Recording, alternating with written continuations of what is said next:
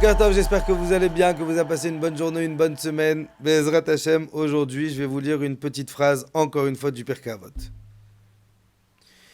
La Mishnah dans Perek Dalet, elle nous dit comme ça, Rabbi Levitas, il dit tu veux savoir, c'est quoi l'espoir de l'humain? C'est quoi le niveau ultime de l'être humain? C'est quoi la tikva? C'est quoi la tikva? On connaît tous la tikva. La tikva, c'est la chanson. C'est la tikva. Mais c'est quoi la définition du mot tikva? Tikva, c'est espérance. Ça veut dire on a l'espoir, on espère revenir dans nos terres, Bezrat Hashem, un jour, etc., etc. Il nous dit la Mishnah dans Perkei Avot, tu veux savoir c'est quoi l'espoir, le rêve le plus ultime, inaccessible pour une personne. Et écoutez comment c'est étonnant.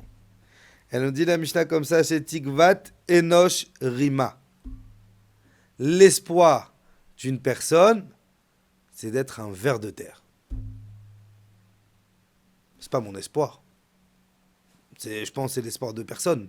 Comment ça, l'espoir d'une personne, c'est d'être un ver de terre? Qu'est-ce qu'il vient nous raconter le Tana? Et un jour, j'ai entendu une très très belle réponse. C'est quoi l'espoir d'une personne? C'est un ver de terre. Vous savez, on a plein d'animaux au monde.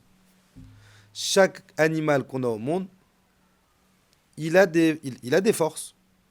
Tu vas prendre un requin, ça va vite, c'est fort, ça nage vite. Tu vas prendre un lion, c'est majestueux, tu vas prendre un tigre.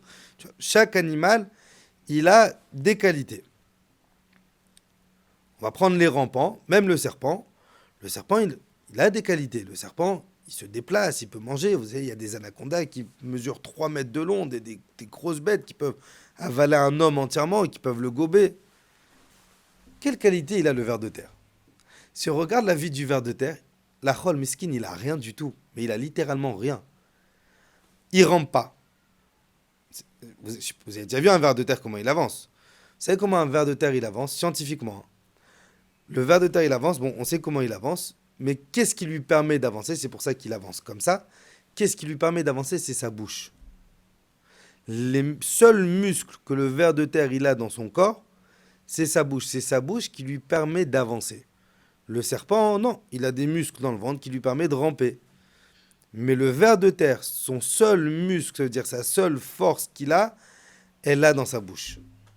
Il va nous dire Rabbi Levitas, tu sais c'est quoi l'espoir d'une personne? Tu sais c'est quoi l'espoir du juif? C'est que toute sa force réside dans sa bouche. Ça veut dire quoi sa force réside dans sa bouche?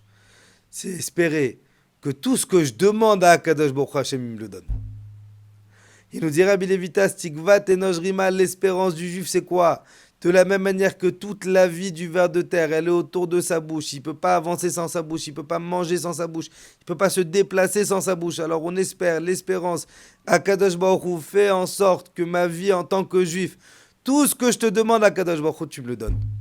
C'est ce qu'il nous dit Rabbi Levitas. Je vais vous raconter une très belle histoire. Il y a un jour, il y avait un avraire. Le pauvre mesquin, il avait des problèmes de parnassa.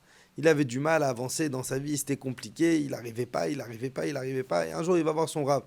Rav, qu'est-ce que je fais? Je dois marier une fille, je dois marier ma fille, j'ai pas d'argent pour payer le mariage, comment je vais payer le décorateur, le photographe, le chanteur, la salle, les robes, les costumes, machin, comment je vais faire, Rav? Je suis endetté, comment je fais?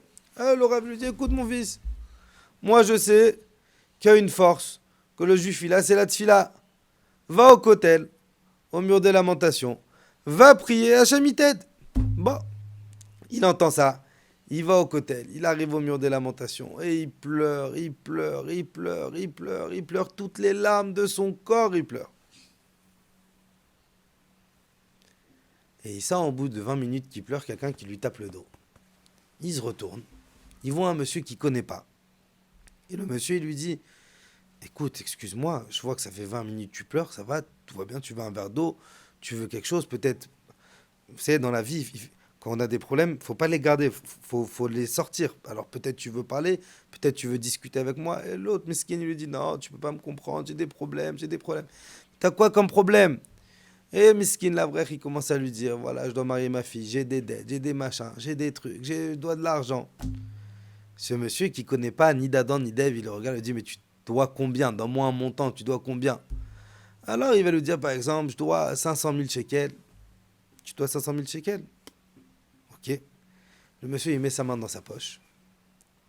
Il sort un chéquier, prend son stylo, il lui dit écoute, j'habite aux États-Unis, je suis quelqu'un de très aisé, tu m'as fait beaucoup de peine, je suis prêt à prendre sur moi toutes tes dettes. Et il lui signe le chèque comme ça. L'autre, il en revient pas. Quel miracle, quel miracle. Il en revient pas, il prend le chèque.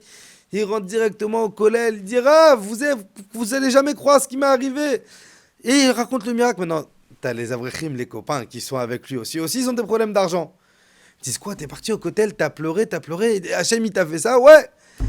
Hop, il y a un bus qui s'organise, t'as 50 avrechim du même collège, ils font tous une descente au cotel, ils se mettent à côté du cotel et ils pleurent, ils sont 50 comme ça en train de pleurer, ils pleurent.